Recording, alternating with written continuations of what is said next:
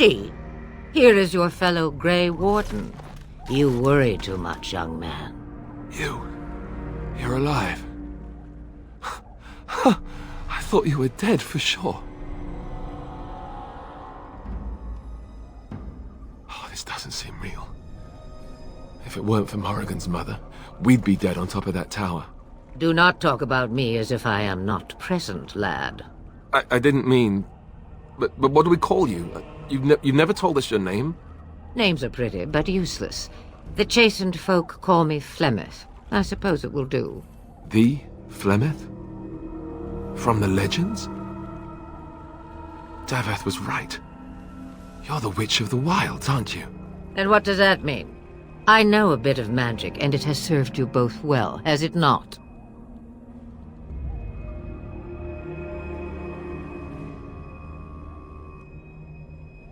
If you know what is good for you, I suppose you should.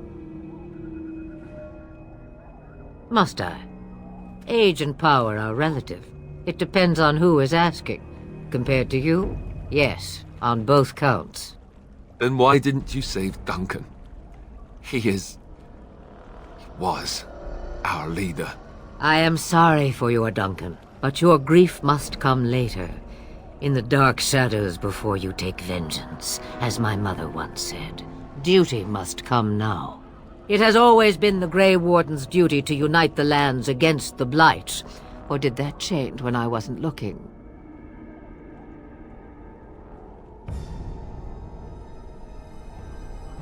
That doesn't make any sense.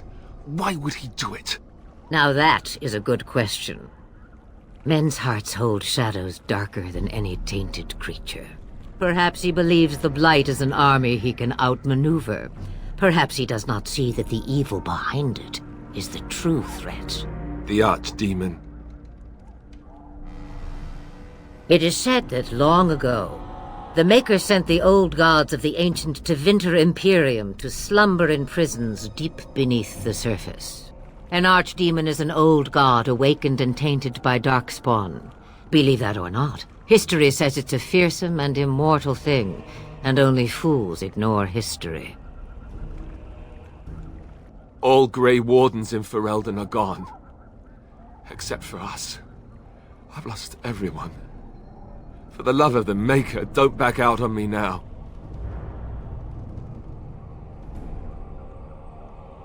Then we have to do something. I won't let their deaths be in vain. But I can't do anything on my own. Me? I am just an old woman who lives in the wilds. I know nothing of blights and darkspawn. Well, whatever Loghain's insanity, he obviously thinks the Darkspawn are a minor threat. We must warn everyone this isn't the case. And who will believe you? Unless you think to convince this Loghain of his mistake. He just betrayed his own king. If Al Eamon knew what he did at Ostagar, he would be the first to call for his execution. I suppose. Al Eamon wasn't at Ostagar. He still has all his men. And he was Kaelin's uncle. I know him. He's a good man, respected in the Landsmeet. Of course, we could go to Redcliffe and appeal to him for help.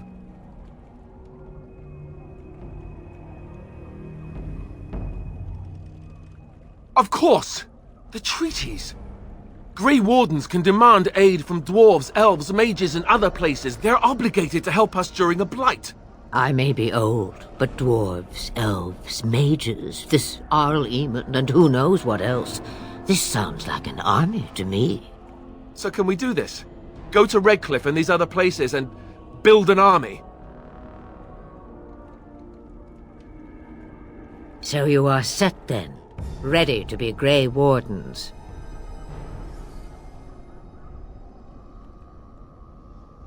No, thank you. You are the Grey Wardens here, not I.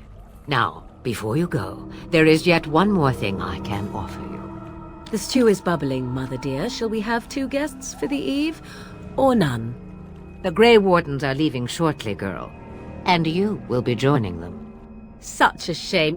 What? You heard me, girl. The last time I looked, you had ears. Ha ha!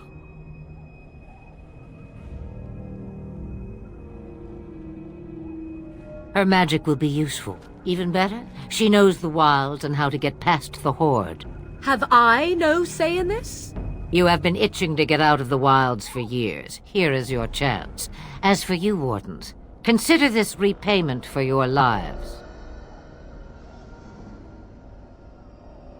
Not to look a gift horse in the mouth, but won't this add to our problems? Out of the wilds, she's an apostate. If you do not wish help from us illegal mages, young man, perhaps I should have left you on that tower. Point taken.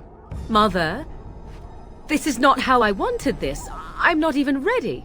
You must be ready. Alone, these two must unite for Eldon against the Darkspawn. They need you, Morrigan.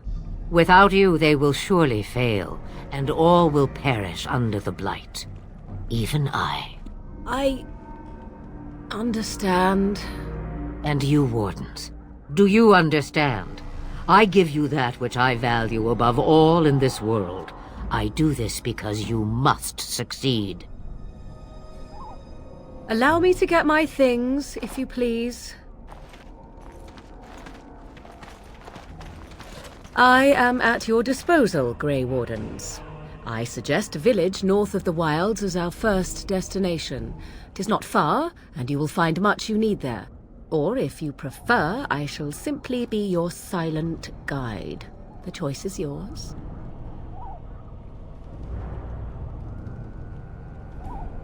From the way he glares, I imagine that answer is clear.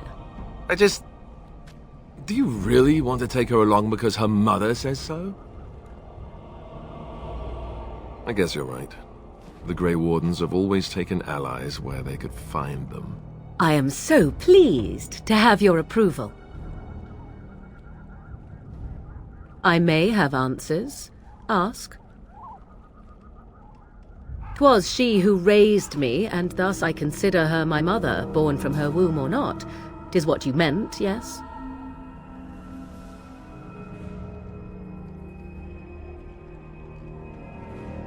She would no more tell me than you, I assure you. From time to time, I have been to the village I mentioned, watched its people, and pondered what curious beings they are. On occasion, I purchased goods from the village merchants.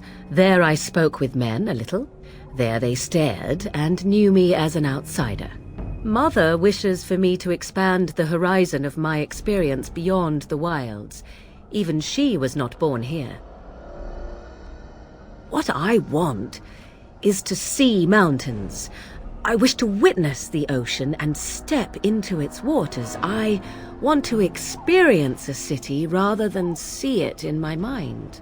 So, yes, this is what I want. Actually, leaving is harder than I thought, however. Perhaps Mother is right. It must simply be done quickly. 'Tis a small place of little consequence called Lothering. No more than a stop along your Imperial Highway where travellers purchase goods from local farms and smiths. I would go more often were it not for the town's chantry. It makes the village particularly intolerant and unpleasant for a stranger such as me. A chantry? And they never in all this time thought that maybe you were a witch? Of course they have. They even called out their Templars once. They found nothing. I mention it for its tavern, where travellers gather with news from other places. 'Tis small enough that our appearance might go unnoticed. Beyond that, 'tis close, and I know the way. The real question is how we are going to get your friend past the Darkspawn, is it not? That's true. We can sense the Darkspawn. Conversely, they can sense us. We should be able to sneak past smaller groups, but larger ones, or particularly intelligent Darkspawn, will always detect us. Mother has given me something else for them to smell instead as we pass by. 'Tis important we head out of the wilds, however, not farther in. They come from underground, like an eruption. They broke through deep within the forest, and that is where they will be most concentrated. I know a few spells. Though I am nowhere near as powerful as Mother, I have also studied history and your Grey Warden treaties. Can you cook? I can cook, yes.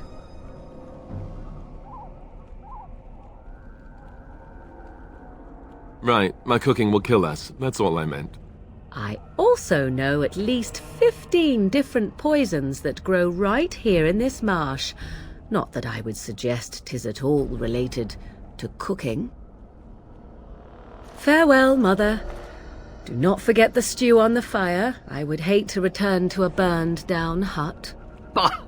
'Tis far more likely you will return to see this entire area, along with my hut, swallowed up by the blight.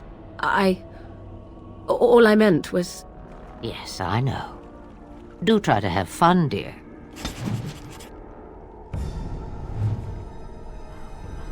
Have you not left yet? I hope you are not hanging about for some stew. Questions, questions. One would think a Grey Warden would be more interested in action. What good would it do you? You are no mage. It is sufficient that I have passed on my knowledge to Morrigan, and I pass her on to you. Like a worn dress or an old pair of shoes. Are you still here? You cannot give them away, apparently. Since before I was wrinkled and old. You may think it strange, but I was once young and beautiful, just as Morrigan is now. Yes, men desired Flemeth then, and some even killed for her. I am not, nor was I then. It dictated all that followed. But enough. You have your task to complete. Have a moment's peace for once. I hear the peace of the grave is eternal. This is the thanks I get for feeding you and putting up with you for this long. May your child one day treat you the same. Feed me, she says. Without me, I swear she shall be caked in dirt and eating tree bark inside of a month. About the Darkspawn? Only that they are more cunning than they appear. More important by far is the Archdemon. It is the core of this taint, and while it lives, so does the Blight. This Tairn Loghain is different. You must deal with the repercussions of his deeds before you can face the Archdemon, unless it finds you first. Then we are done. Now, if you will excuse me, I have some dinner to eat.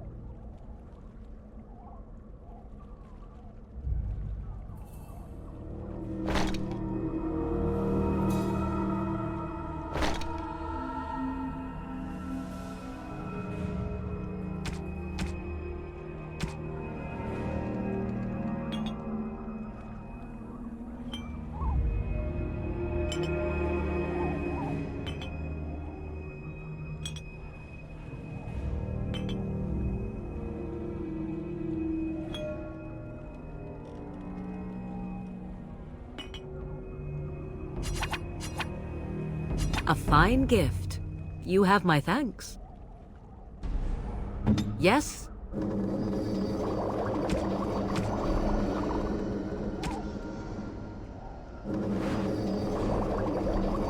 What now?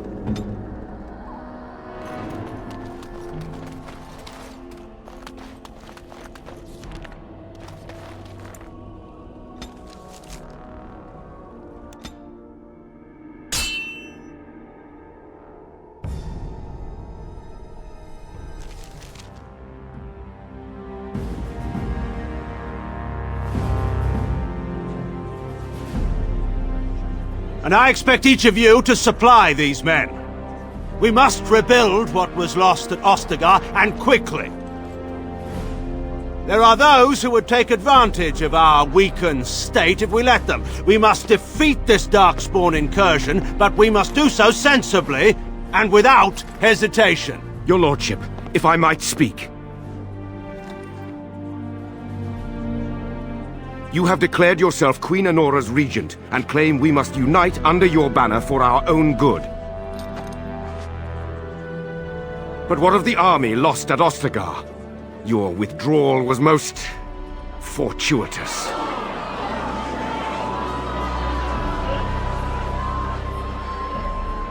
Everything I have done has been to secure Ferelden's independence. I have not shirked my duty to the throne, and neither will any of you! The Banon will not bow to you simply because you demand it. Understand this. I will brook no threat to this nation from you or anyone.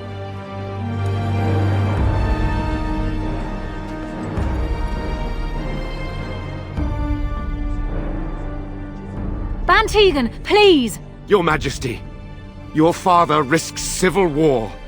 If Eamon were here... Bantegan, my father is doing what is best. Did he also do what was best for your husband, Your Majesty?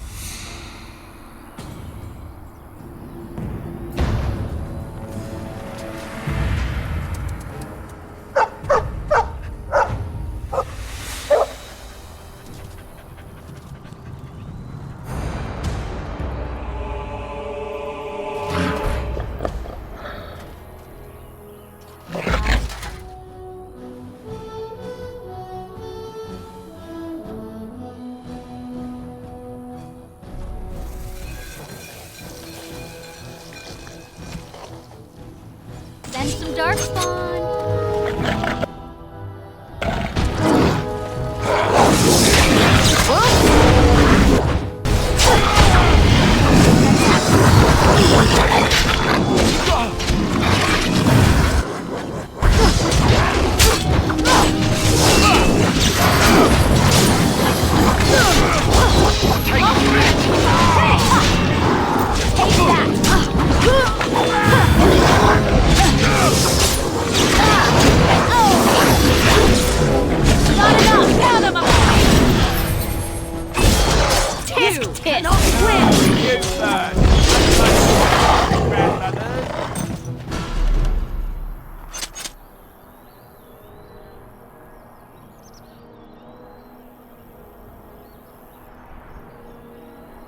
I think he was out there looking for you. He's chosen you. Mabari are like that. They call it imprinting. Does this mean we're going to have this mangy beast following us about now? Wonderful. He's not mangy.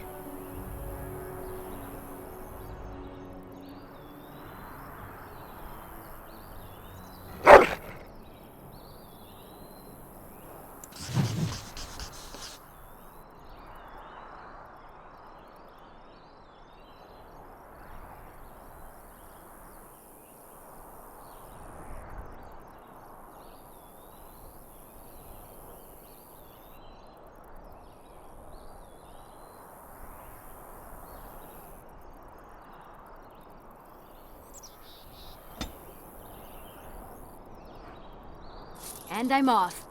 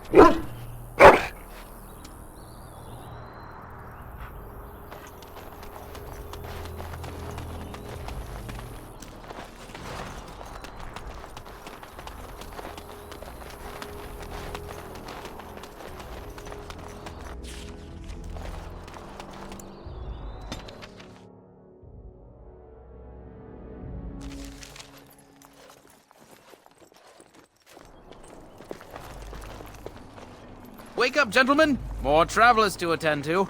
Led by an elf, of all things. They don't look much like them others, you know. Maybe we should just let these ones pass. Nonsense. Greetings, travelers! Highwaymen, preying on those fleeing the Darkspawn, I suppose. They are fools to get in our way. I say, teach them a lesson. Now, is that any way to greet someone? A simple 10 silvers, and you're free to move on. What did I tell you? No wagons, and this one looks armed. The toll applies to everyone, Heinrich. That's why it's a toll, and not, say, a refugee tax. Oh, right. Even if you're no refugee, you still gotta pay. Indeed, for the upkeep of the Imperial Highway. It's a bit of a mess, isn't it? You want to pay more? Well, we'll happily accept donations.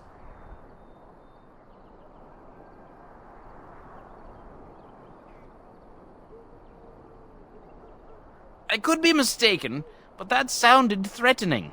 Sounded like a threat to me. Interesting, because you seem a bit outnumbered.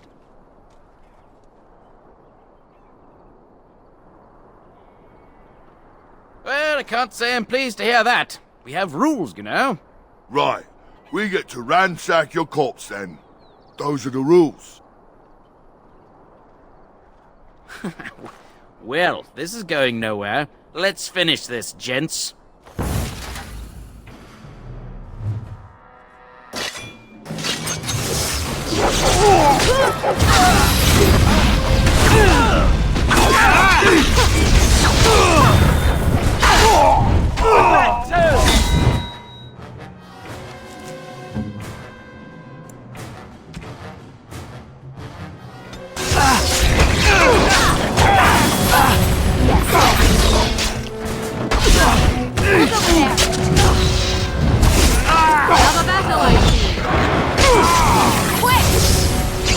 All right, we surrender. We're just trying to get by before the Darkspawn get us all.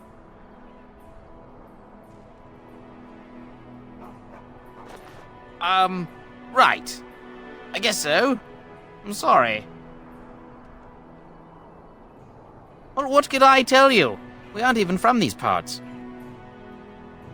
Well, watching for folks fleeing from the south. Chasing from the wilds and farmholders, mostly. There aren't soldiers here anymore, so we help ourselves. We try not to hurt anyone too much.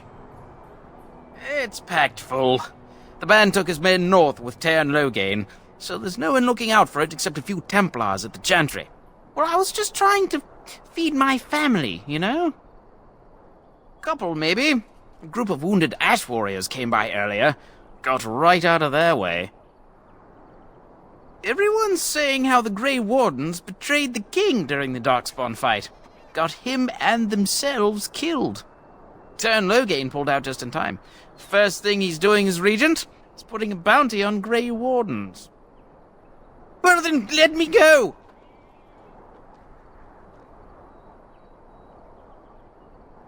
What, are you joking, right?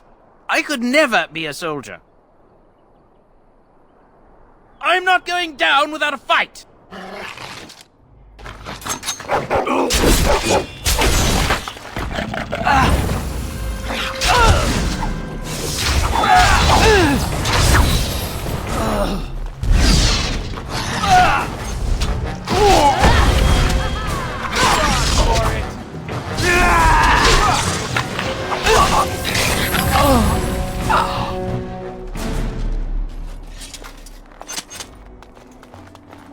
Going.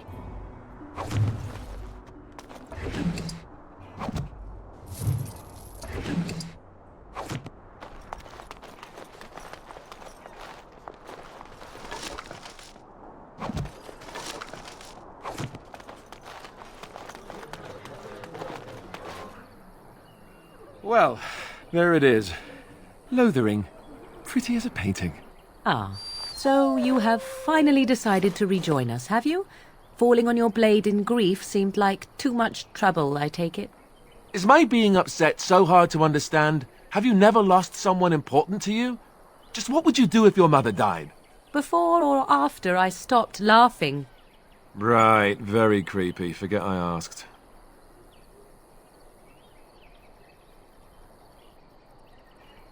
Yes, I know. I was just thinking. No wonder it took so long, then. Oh, I get it. This is the part where we're shocked to discover how you've never had a friend your entire life. I can be friendly when I desire to. Alas, desiring to be more intelligent does not make it so. Anyway, I thought we should talk about where we intend to go first.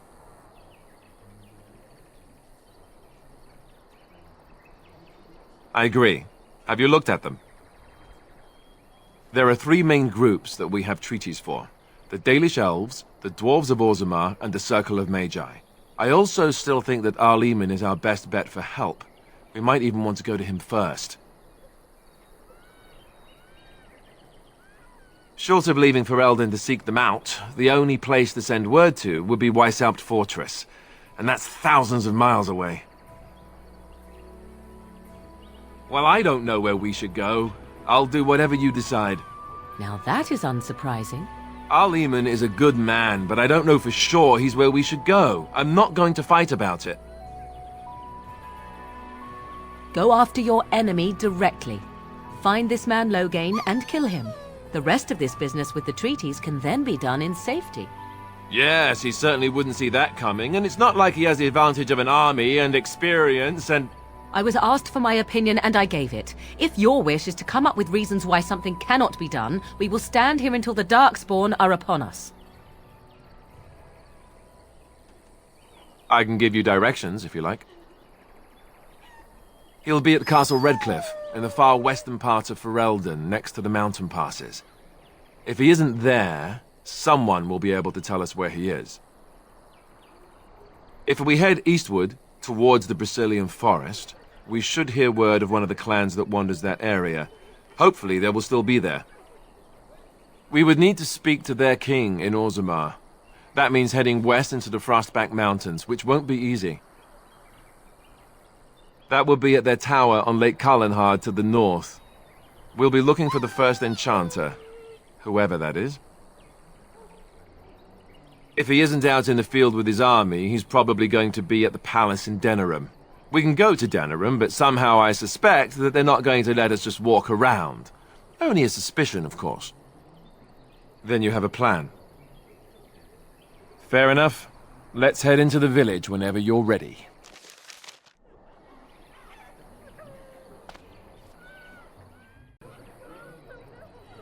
What do you need? You don't have to do that. I know you didn't know him as long as I did. I should have handled it better. Duncan warned me right from the beginning that this could happen. Any of us could die in battle. I shouldn't have lost it, not when so much is riding on us, not with the Blight and everything. I'm sorry.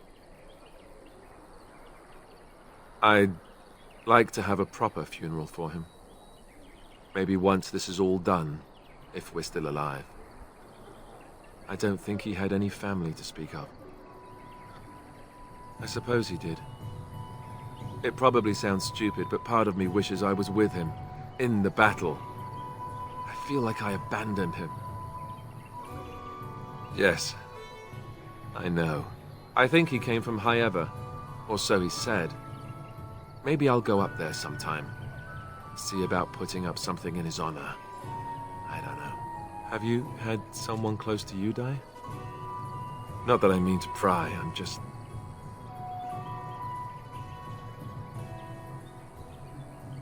Yes, I suppose you must have. I can't even imagine, really. Thank you. Really, I mean it. It was good to talk about it, at least a little. I'd like that. So would he, I think. What do you need? Ask away. Essentially, they're trained to fight. The Chantry would tell you that the Templars exist simply to defend. But don't let them fool you. They're an army. The other main purpose for a Templar is, of course, to hunt mages. To that end, we train in talents that drain mana and disrupt spells. Perhaps, but there usually isn't much of an opportunity. The Chantry keeps a close rein on its Templars. We are given lyrium to help develop our magical talents, you see. Which means we become addicted. And since the Chantry controls the lyrium trade with the dwarves, well, I'm sure you can put two and two together. Thankfully, no. You only start receiving lyrium once you've taken your vows. You don't need lyrium in order to learn the Templar talents. Lyrium just makes Templars' talents more effective, or so I was told. Maybe it doesn't even do that. The Chantry usually doesn't let their Templars get away either, so they can spread their secrets. I'm a bit of an exception. Lucky me. What do you need? Ask away. I suppose I could, but I really would rather not. When the Grand Cleric let Duncan recruit me, she made me swear never to reveal Templar secrets outside of the Chantry. I'd rather not go back on my word. Ask me later, perhaps. Maybe I'll change my mind. This is not something small you're asking, after all. What do you need? Ask away. Such as they are. That's a good question. There's plenty in Orlais, but who knows where they might be found. And the nearest Orlesian city is weeks away. If we go north and cross the sea, there's bound to be some in the Free Marches. Again, however, I just don't know where. I don't know anything about Grey Wardens in other lands. Here in Ferelden, there's our compound in Denerim at the palace, but that's it. Loghain will have control over that and be watching it, no doubt. Beyond that, the only place I know of is Weishaupt Fortress. That's the headquarters of all Grey Wardens in the Anderfells, 1,000 miles from here, but I've no idea how to even contact them. So unless we try to get back to the compound in Denerim, I suppose the answer is no. There's nowhere for us to go. I imagine that eventually the Grey Wardens outside of Ferelden will wonder what's happened. Why there's no contact from Duncan or someone. They'll send someone eventually. Though who knows what Loghain's people in Denerim will tell them. Maybe they won't send anyone. We could try to contact them. But that would mean leaving Ferelden, and even if we did, they couldn't come back with us in time to stop the Blight. So that means whatever happens, it's up to us. I mean, eventually we would have to use the joining to make more Grey Wardens, right? But I don't know how to do the joining, or what's involved. I know it involves lyrium and some other magic, and that it's really difficult to prepare, but that's it. Unless we can find out more about the joining, I guess we better get used to the idea that there might only be 2 of us for now. Until more come from elsewhere. Just left? You mean just left for Eldon? I don't know. If there's an archdemon, however, we're supposed to be the only ones who can defeat it. And that means the blight would grow unchecked.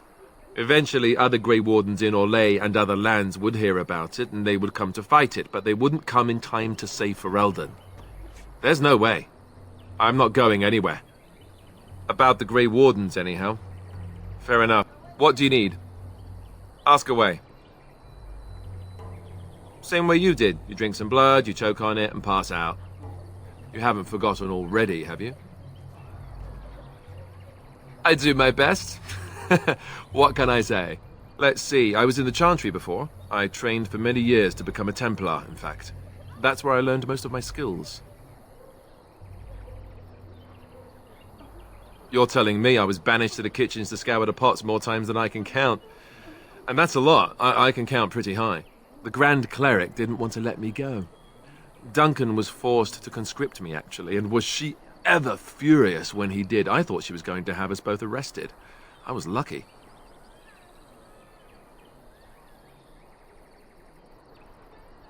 I wondered that myself. It's not as if she valued me highly. I think she just didn't want to give anything to the Grey Wardens, is all. The Chantry didn't lose much. And I think I can do more fighting the Blight anyhow, rather than sitting in a temple somewhere. I'll always be thankful to Duncan for recruiting me. If it hadn't been for him, you know, I wouldn't have.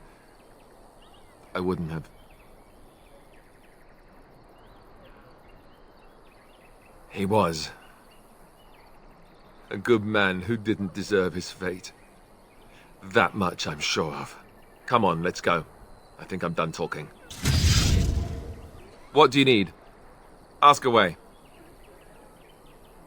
Oh, did I say that? I meant that dogs raised me. Giant slobbering dogs from the Anderfells. A whole pack of them, in fact. Well, it wasn't until I was 8 that I discovered you didn't have to lick yourself clean. Old habits die hard, you know.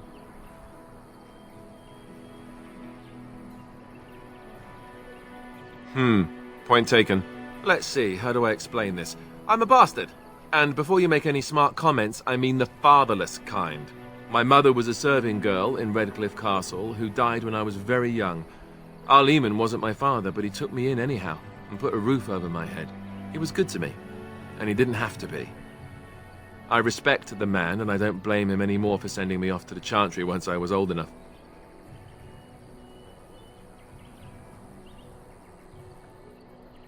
I know who I was told was my father.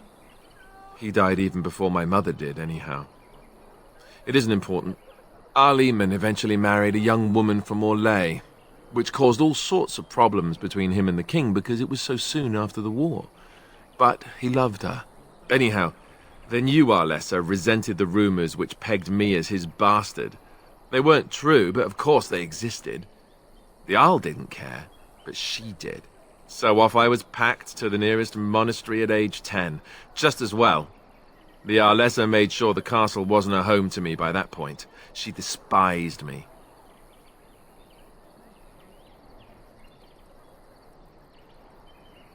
Probably. It was just a kindness he did to a woman who had served him anyway. I didn't sleep on silk sheets in the keep or anything. I remember I had an amulet with Andraste's holy symbol on it. The only thing I had of my mother's. I was so furious at being sent away, I tore it off and threw it at the wall and it shattered. Stupid, stupid thing to do.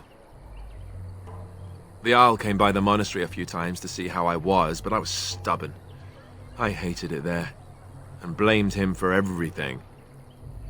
And eventually, he just stopped coming.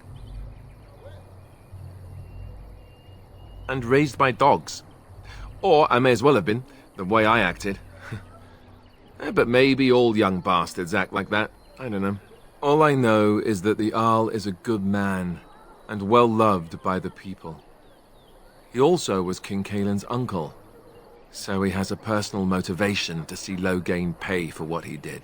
Anyway, That's really all there is to the story. What do you need? Ask away.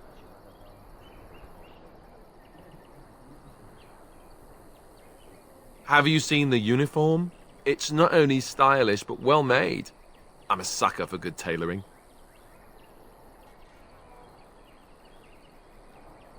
I keep it hidden under my pillow. Sometimes I'll take it out just so I can hug it fondly and remember the good old days. Brings a tear to the eyes, you know.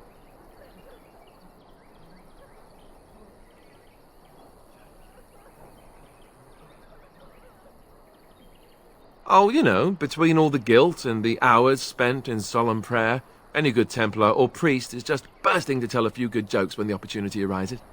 You don't really want to know about my being a Templar, do you? It's really quite boring.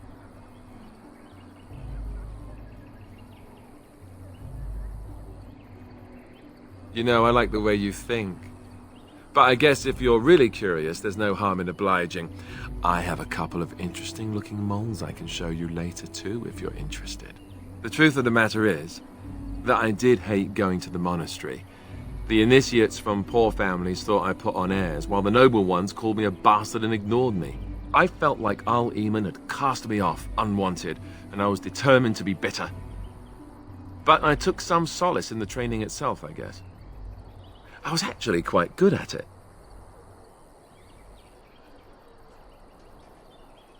The education, mostly, but also the discipline. You need to have a disciplined mind in order to use the abilities we have. It was difficult, but rewarding. I never really felt at home anywhere, though, until I joined the Grey Wardens. And Duncan felt my Templar abilities might be useful for when we encountered Darkspawn magic, so I kept it up. What about you? Do you have anywhere you consider home? You must miss them a great deal. Duncan and the Grey Wardens are the closest I ever got to that kind of family. We won't always be traveling like this, you know. Once the war is over, once the Blight is... well, a time will come when we'll have to think about having a real home again. Though that seems like a far ways off. And I suppose the Grey Wardens are gone for good, either way. I suppose you're right. We can create new Grey Wardens, but we'll never get back those we lost. I wonder if it would ever feel the same. Anyhow, now I've sidetracked us.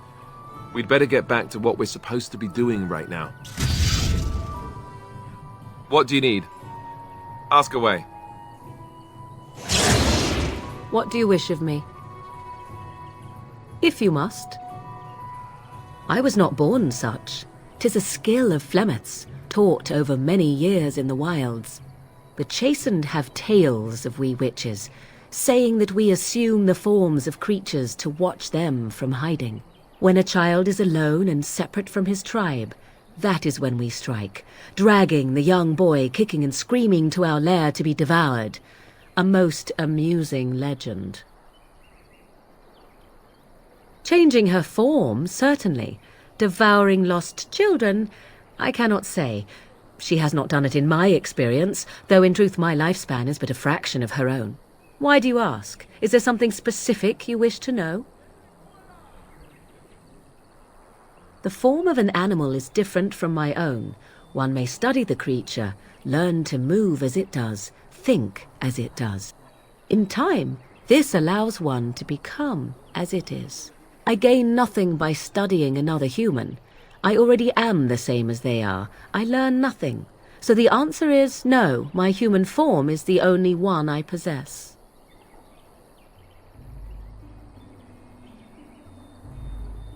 No? 'Tis not unheard of in the remote corners of the world. There are traditions of magic outside of the circle of magi, despite what those mages would have you believe.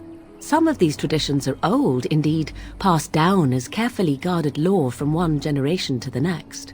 The zealots of the chantry would uproot all such practitioners if they could, but as luck have it, some still exist. My mother is such a one.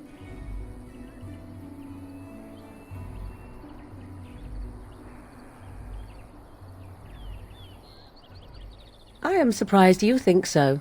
Still, 'tis a pleasant thing to hear. There were nights when the wilds called to me, 'tis true. You look upon the world around you and you think you know it well. I have smelled it as a wolf, listened as a cat, prowled shadows that you never dreamed existed. But my life is as a human. I am under no illusions to the contrary. They do not shy away from me. To their senses, I believe I seem like any other of their species. As to what they think, I truly cannot say. Just as I am still human, no matter my form, they are still animals. Thus they cannot speak, even were I to ask. Anyone with sufficient will, but the act of transformation is a magical one. 'Tis a spell, and thus requires a mage's talents. If you had a notion to learn such a skill for yourself, sadly, you must remain disappointed. Indeed. Have you an opinion on my abilities, then? Am I an unnatural abomination to be put to the torch? A most practical opinion. Far more so than any man I have spoken to. But enough of such talk. Let us proceed, lest the dust gather on us. What do you wish of me? If you must. Why do you ask me such questions? I do not probe you for pointless information, do I? Oh, what luck. What is it you asked? If I grew up in the wilds? A curious question. Where else would you picture me? For many years it was simply Flemeth and I. The wilds and its creatures were more real to me than Flemeth's tales of the world of man. In time I grew curious. I left the wilds to explore what lay beyond, never for long. Brief forays into a civilized wilderness. For the most part, Flemeth taught me well. For all that I had been taught, however, the truth of the civilized lands proved to be overwhelming. I was unfamiliar with so much.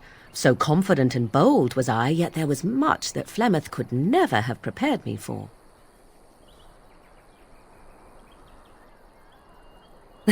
Equal parts daring and foolhardy, perhaps. Only once was I accused of being a witch of the wilds, and that by a chastened who happened to be travelling with a merchant caravan. He pointed and gasped and began shouting in his strange language, and most assumed he was casting some curse upon me. I acted the terrified girl, and naturally he was arrested. Men are always willing to believe two things about a woman. One, that she is weak, and two, that she finds him attractive. I played the weakling and battered my eyelashes at the captain of the guard. Child's play. The point being that I was able to move through human lands fairly easily. Whatever humans think a witch of the wild looks like, 'tis not I. Not that I did not have trouble. There are things about human society which have always puzzled me, such as the touching. Why all the touching for a simple greeting?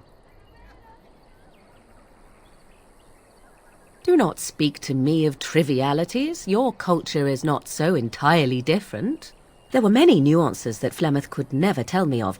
When to look into another's eyes, how to eat at a table, how to bargain without offending. None of these things I knew. I still do not understand it all, truth be told, but then I gave up long ago any hope of doing so. When I returned to the wilds last, I swore to Flemeth that I had no intention of leaving again.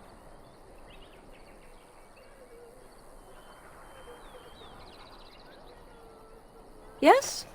Let's ignore the entire Darkspawn threat and the presence of a simpleton as your only other Grey Warden ally, then.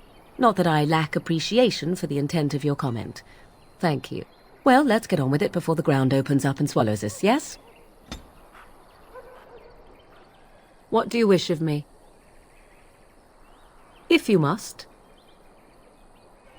My mother has been hunted from time to time, yes, by Templar fools like Alistair, which should tell you how successful they generally were. Flemeth made a bit of a game of it, in fact. The Templars would come again, and she would look at me and smile and say that the fun was to begin once more. They came with as much swagger and arrogance as they did self-righteousness. Pity them if you wish, for they held none for us. Flemeth would warn them, once.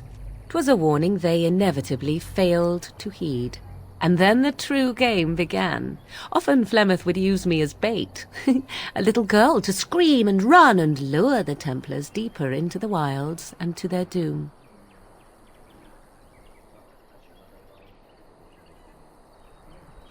Sometimes, eventually.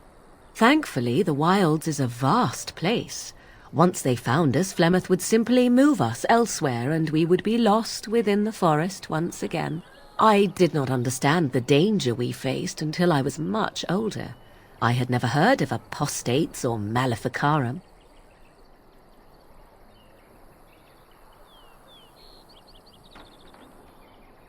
You do not know? The zealots use that word for any magic they do not control.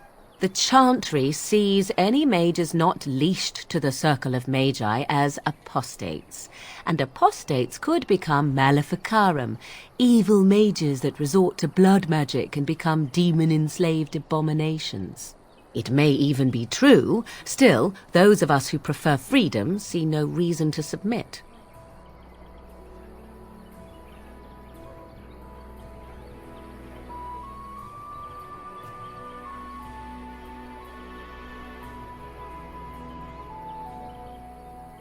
I will note that we only ever defended ourselves, but if they wish to come for us, certainly.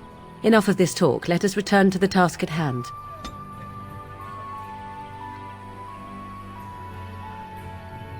What do you wish of me? We are hardly alone, so privacy is not an option. It is your question, however. Ask what you will. I am here because Flemeth commanded me to aid you. Why? Do you wish me to leave? I can do so if you prefer. If I wanted to leave, then I would go. I remain, so do not ask such pointless questions. What do you wish of me? If you must. Well, that depends, does it not? What does she seem to be? Sometimes I do wonder the very same thing. Tell me, how much do you know of the tale? The one that the chastened still tell of my mother, to frighten them into obedience.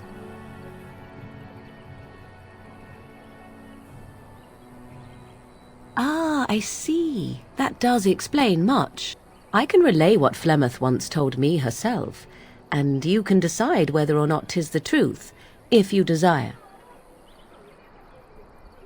As the tale is sung by the bards, there was a time when Flemeth was young and beautiful, a fair lass in a land of barbarian men, the desire of any who saw her.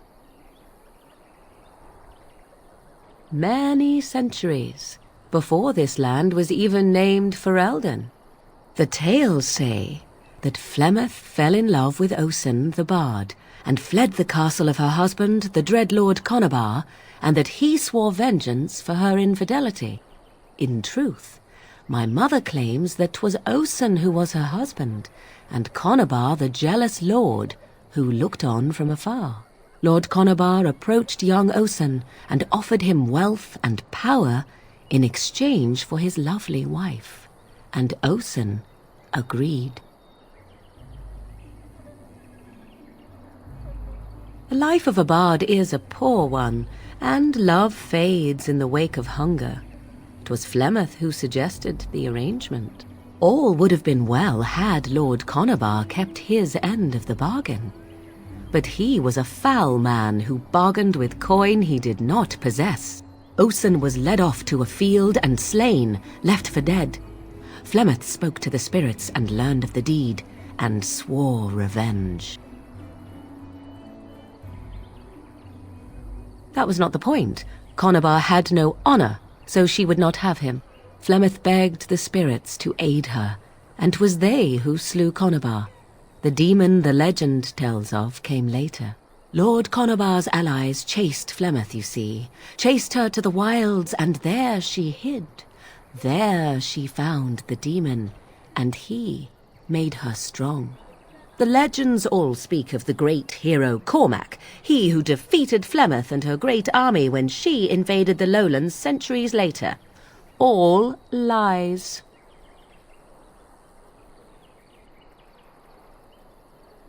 The truth of the matter is that there was never an invasion. As Flemeth tells it, the Chastened never raised an army under her banner, and she never fought with any warrior named Cormac. Cormac led a brutal civil war against his own people, and later claimed it was to vanquish evil that had taken root amongst the lords. Thus, he was hailed a hero. Flemeth was only attached to the legend much later. Perhaps 'twas due to the great war with the Chastened that eventually came, but Mother claims not to know how it began.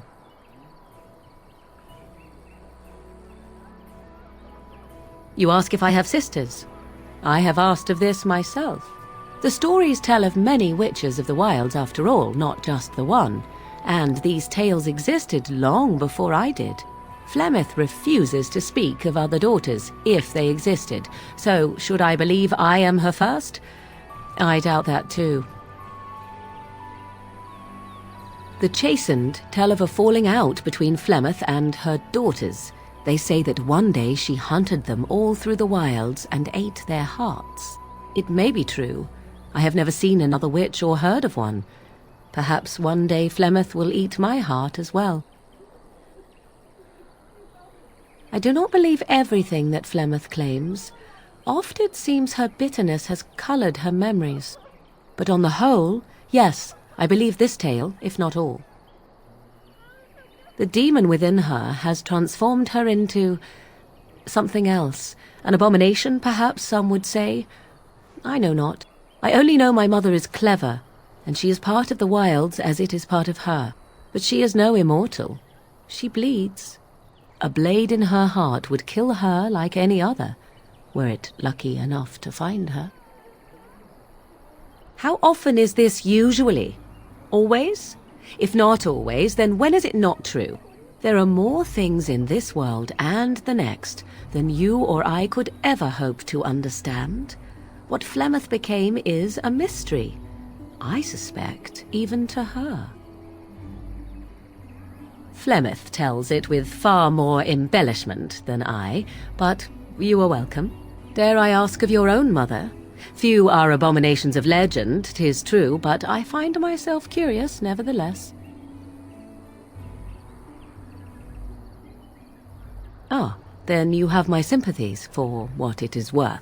Which is very little, I am certain. It matters not. Let us move on. What do you wish of me?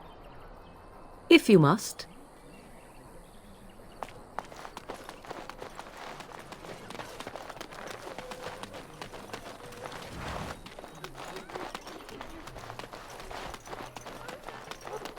A few knights have come through here searching for some holy artifact.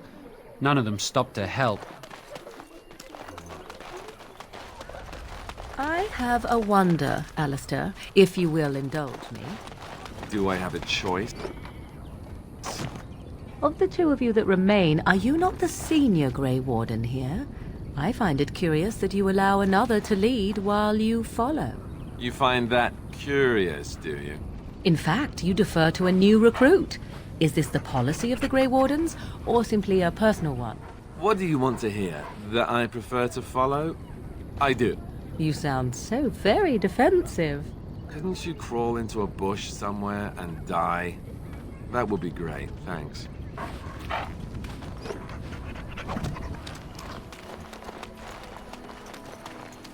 How terrible for Queen Honora that her young king is dead. Was she not even her child? What happened to the king is so terrible. Is anywhere safe now? Mother says we have to run before the bad men get here.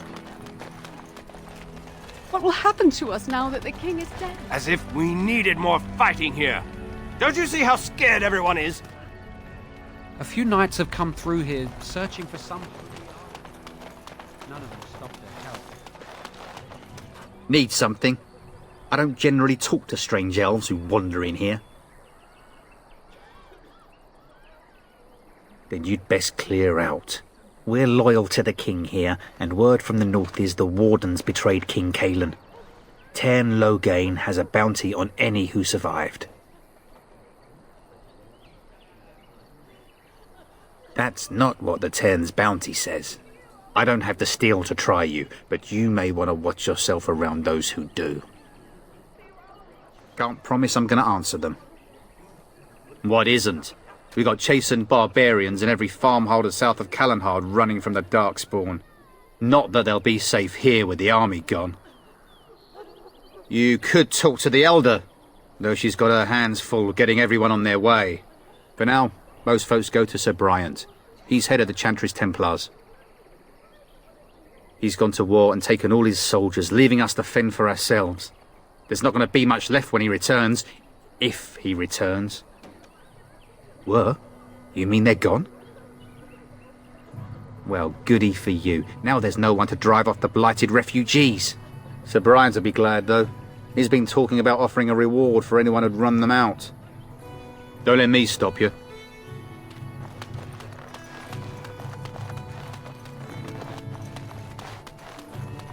Yes.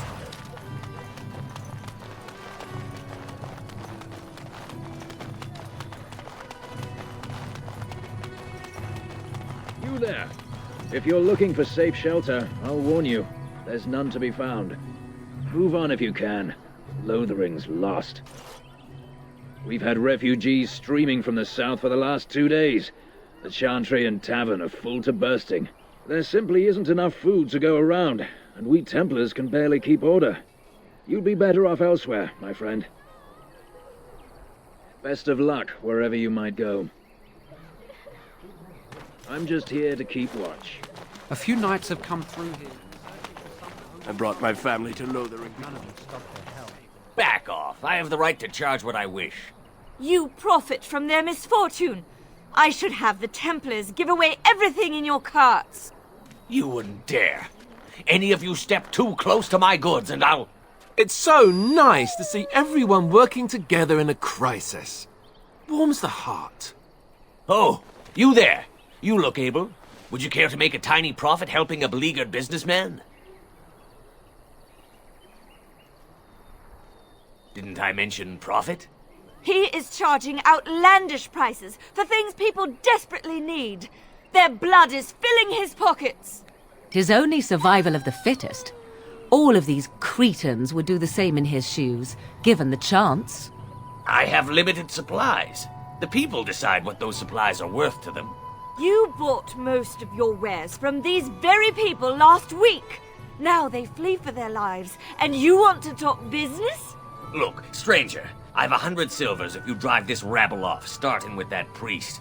I'm an honest merchant, nothing more. Would it help these folks if they could buy no goods at all? They spend their very last coin because they are desperate, and this man preys upon them as surely as the bandits outside the city.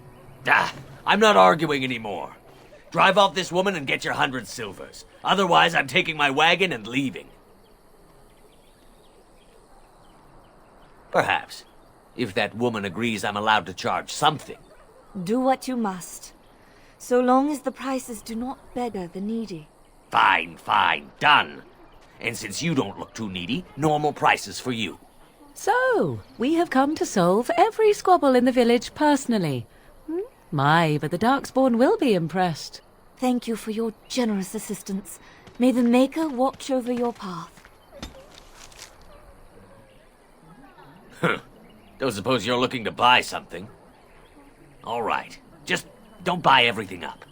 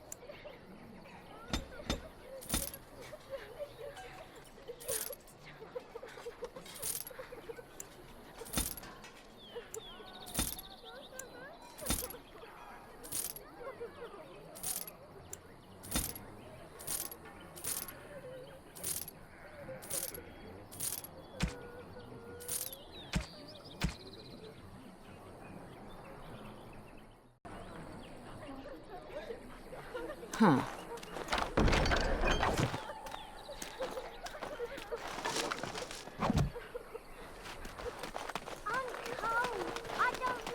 Greetings to you, milady. If it isn't too much to ask, might you be able to spare some bread? Thank you. That's very kind. Bless you, I knew another elf would help us. Thank you again for helping us. It's been difficult since we were robbed. Wasn't everyone? Those bandits have jumped every wagon and caravan in sight of Lothering. You killed them? That's wonderful news. Perhaps our belongings are still there. I can't thank you enough, friend. Even if we don't get everything back, it's good to know others will be safe.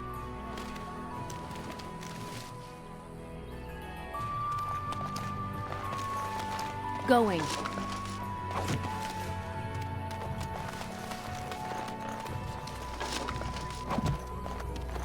Mother, where are you? Have you seen my mother? She's really tall, and she has red hair. We live on a big farmhold, all of us. Some mean men with swords came, and Mother told me to run to the village as fast as I could, so I did. She said she'd be right behind me, but I've been waiting and waiting, and I can't see her. He went with William to the neighbours yesterday, but he didn't come back. Mother said I wasn't to go with anyone. I'm supposed to wait for her here, in the village. I will, but only if I don't find Mother first. So, are you really an elf? Father says elves aren't very nice, but you're nicer than everybody here. Thank you for helping me. Huh.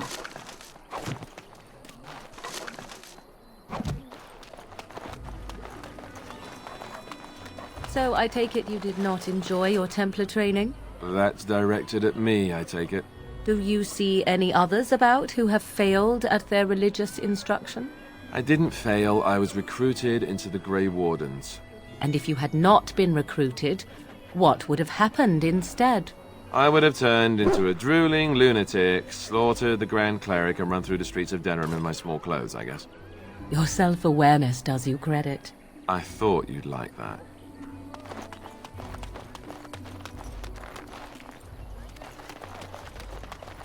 So, Terran Logain is the new region? Isn't that... I heard that he may have had something to do with the king's death.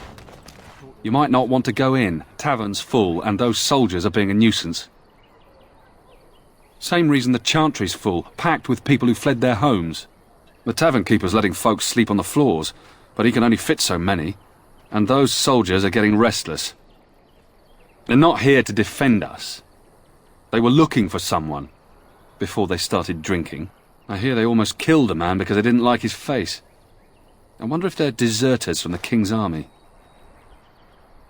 Is there any reason to be happy?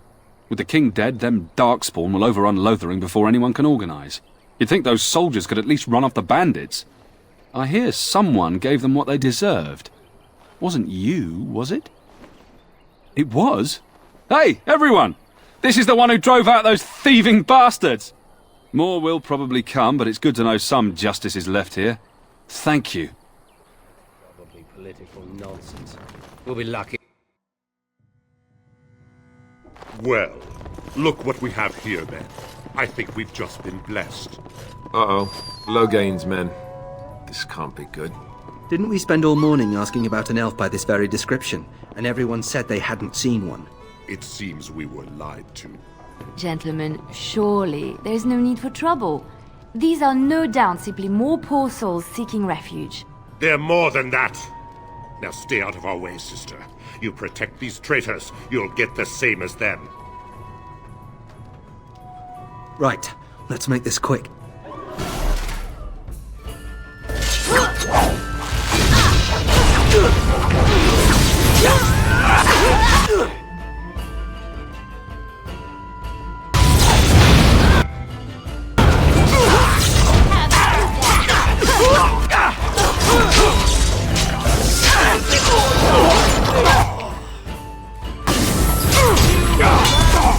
me! You've won!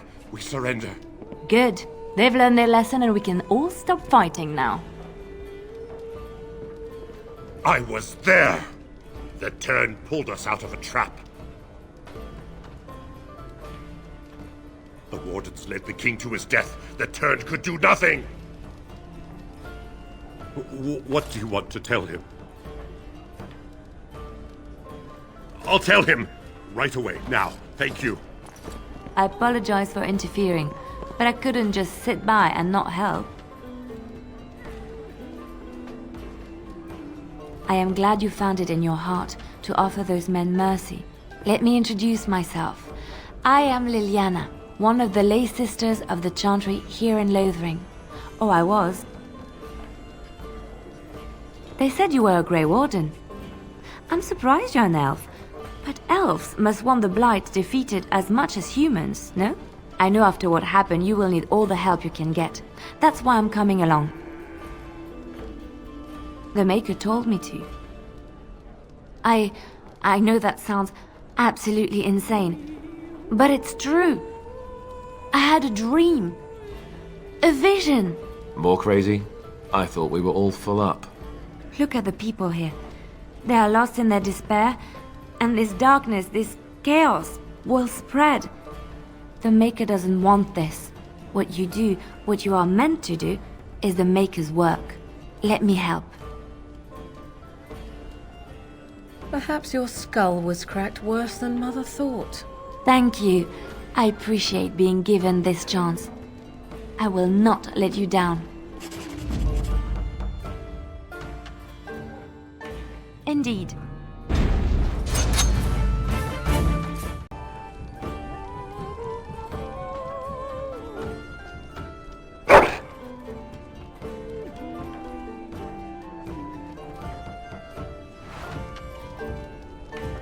What do you need? Ask away. What do you wish of me? If you must. Yes?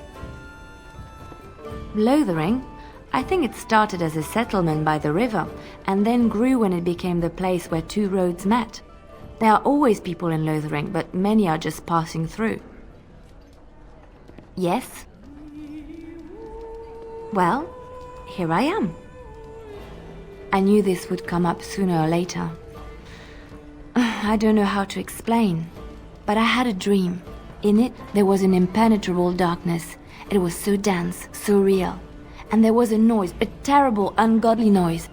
I stood on a peak and watched as the darkness consumed everything. And when the storm swallowed the last of the sun's light, I fell, and the darkness drew me in. When I woke, I went to the Chantry's gardens, as I always do.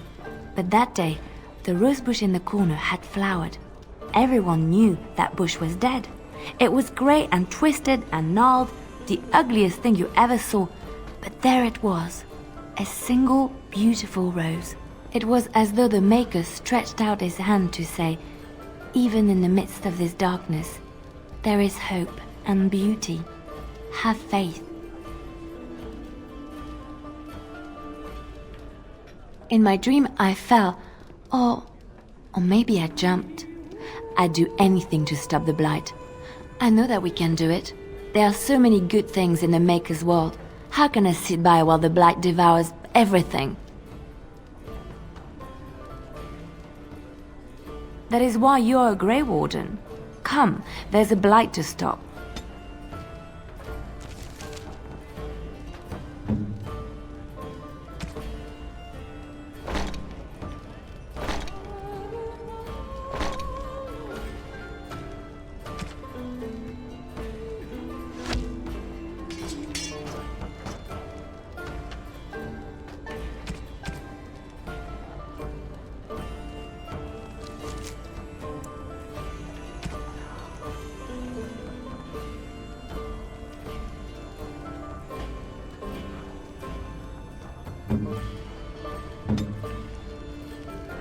Yes? Well, here I am. Quiet. It was a life suited for contemplation. In the cloister, away from the fuss and the flurry of the cities, I found peace. And in that stillness, I could hear the Maker. But it was not perfect. Some of my chantry fellows were condescending. That is the nature of religious folk, I suppose. When I talked about my beliefs, that the Maker reveals himself in the beauty of his world, they treated me with disdain. They want to believe that he's gone, so that when he turns his gaze on them, it means they are special, chosen.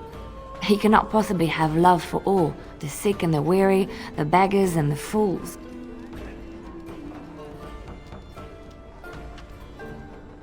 Thank you. Maybe I am wrong. But it is the Maker's place to decide if I am worthy, not men, not the chantry. But there is work to be done, and I have talked enough for now.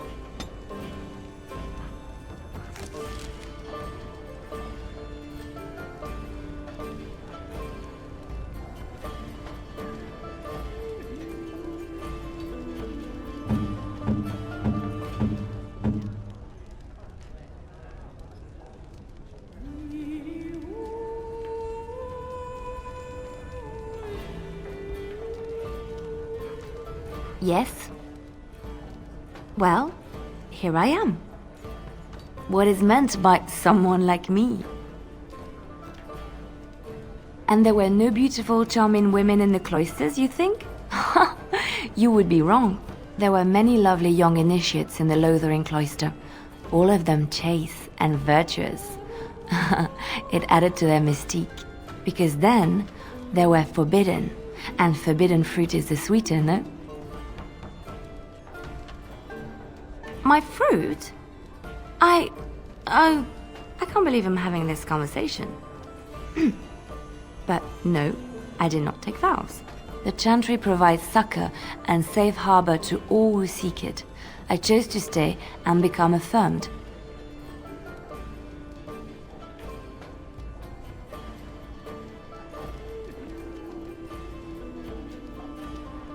We affirm our belief in the Maker, in Andraste and the chant, but other than that, there are no vows taken.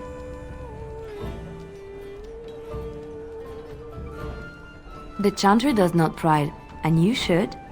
I desired time apart from the world. I was a traveling minstrel in Orlais. Tales and songs were my life.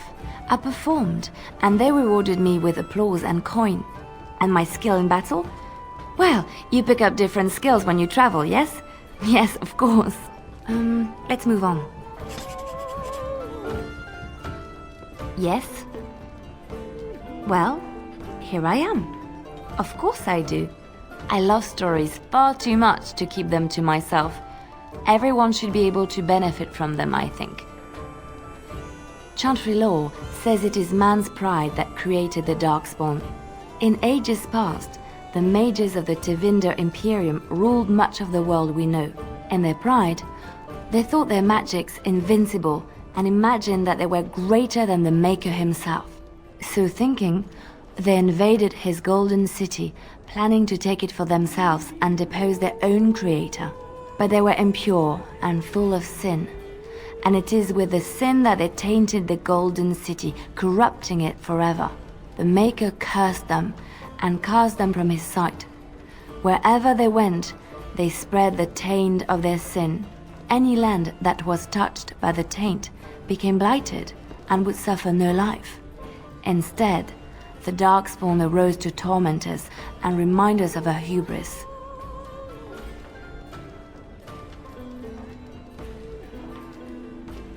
Of course, Orlesians enjoy telling stories. I shall tell you my favorite tale of Aveline, the Knight of Orlais. A long time ago, a girl child was born to a farmer. He had hoped for a son, not a daughter, and so he told his wife to abandon the child in the woods.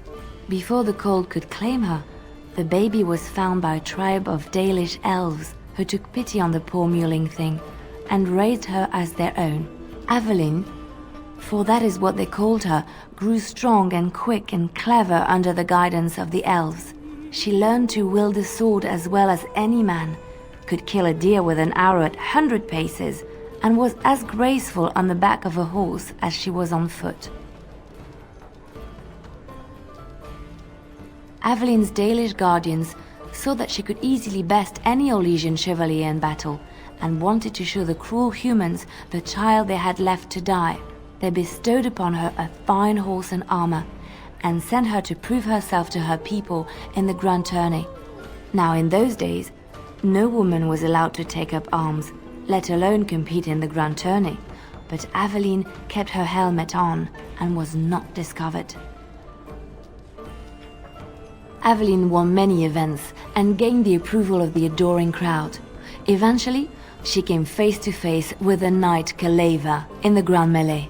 Aveline had already bested him in the joust, and Kaleva was determined not to lose a second time. Out of desperation to regain his honor, Kaleva tripped Aveline and tossed her to the ground, ripping off her helmet as he did so.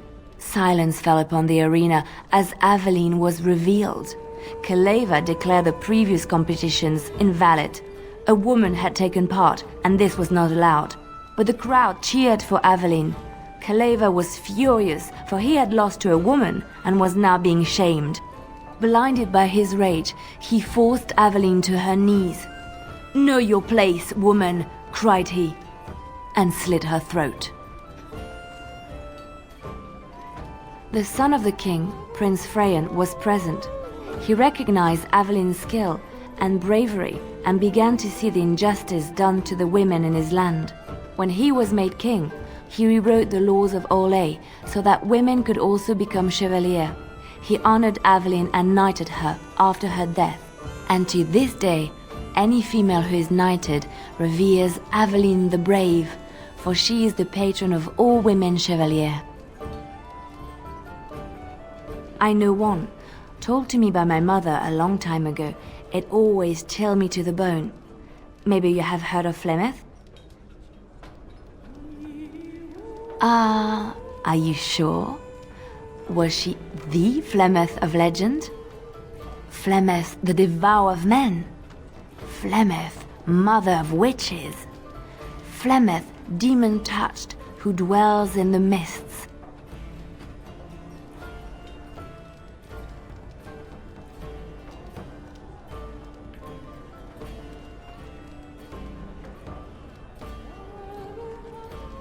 Ferelden mothers scare their daughters with talk of Flemeth. They say that if you're bad, Flemeth will spirit you away and bind you to her forever. They also say that Flemeth mourns her lost beauty and will steal yours through your looking glass if she catches you.